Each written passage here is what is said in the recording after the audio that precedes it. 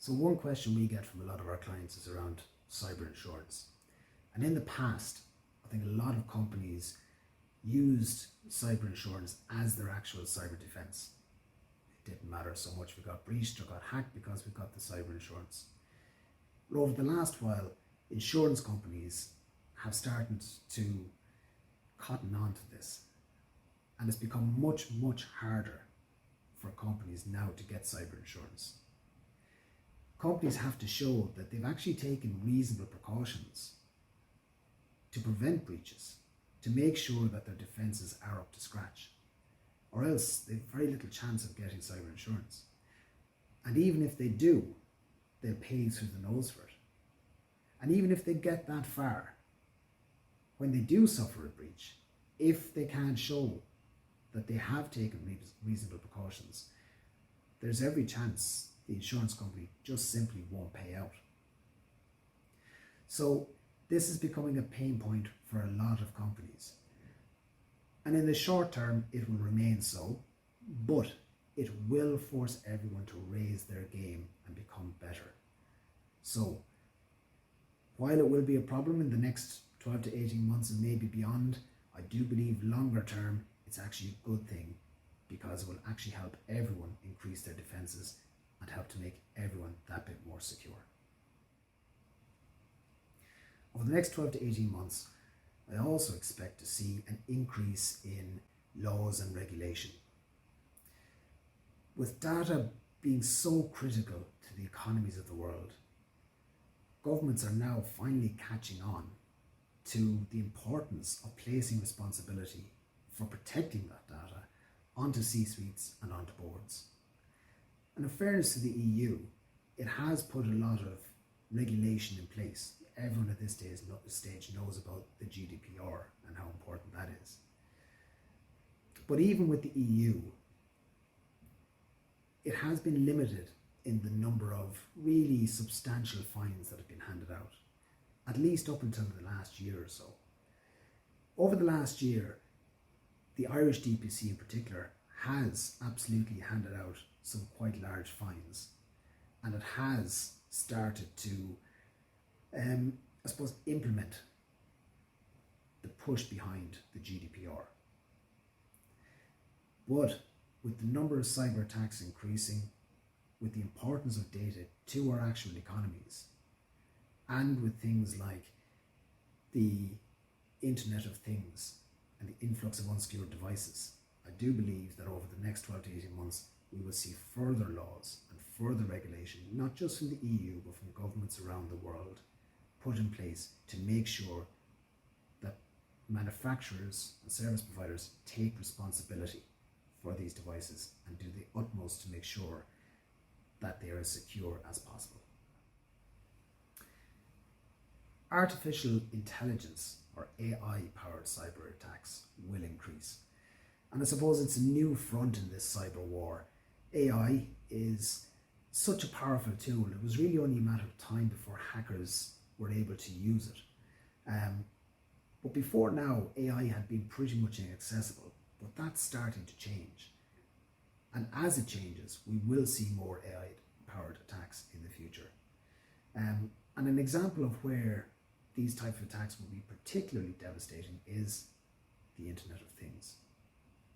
75 billion connected devices, many of them unsecured, being attacked by an artificial intelligence that is able to read your defenses, whatever is in place, if there are any, and is able to go around them.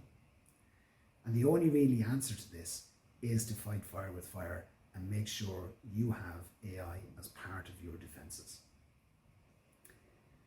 In 2023 and beyond, the Internet of Things, or sometimes I like to call it the Internet of Threats, will continue to be a more integral part of our lives.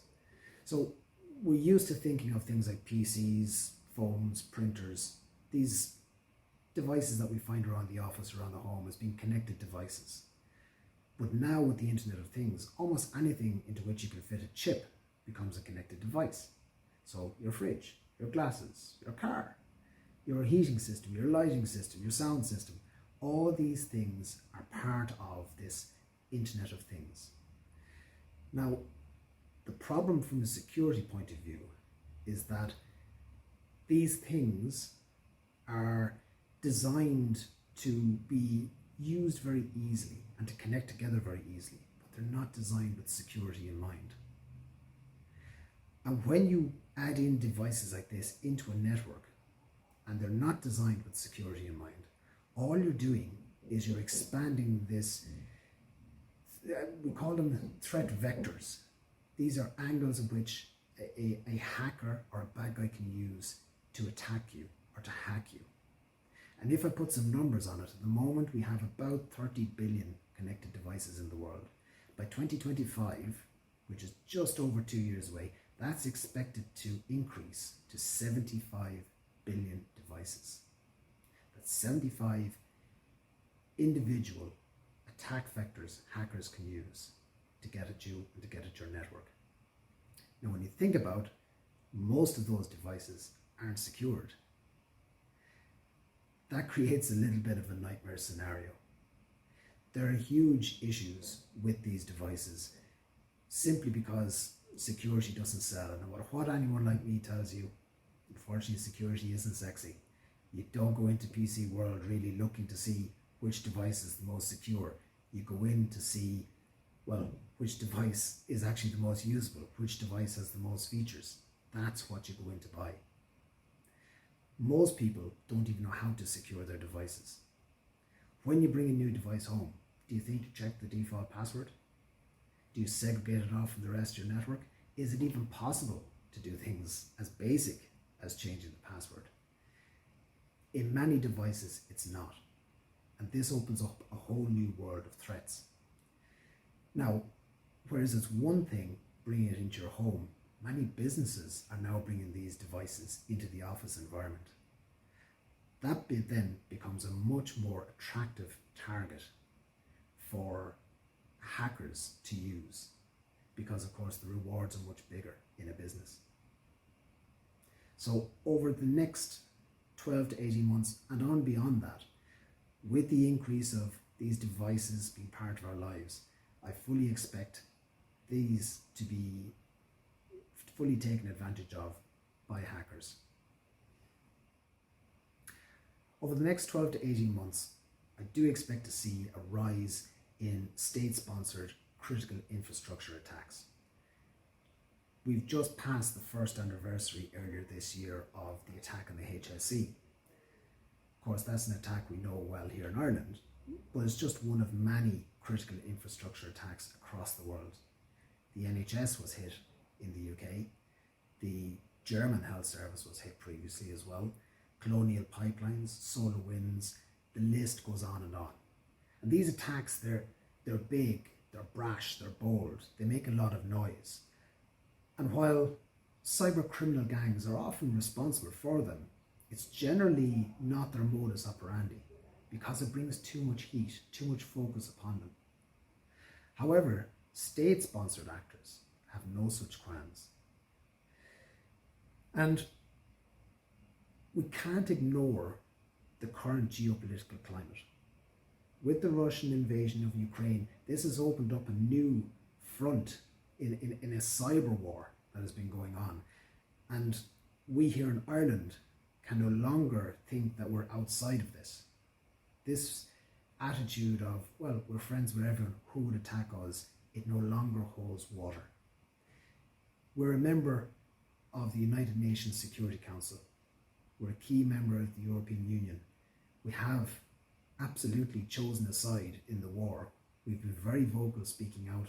There's not a town or a village in Ireland you can go through without seeing Ukrainian flags flying. Coupled to this is that we don't really have all our ducks in a row yet in terms of cybersecurity.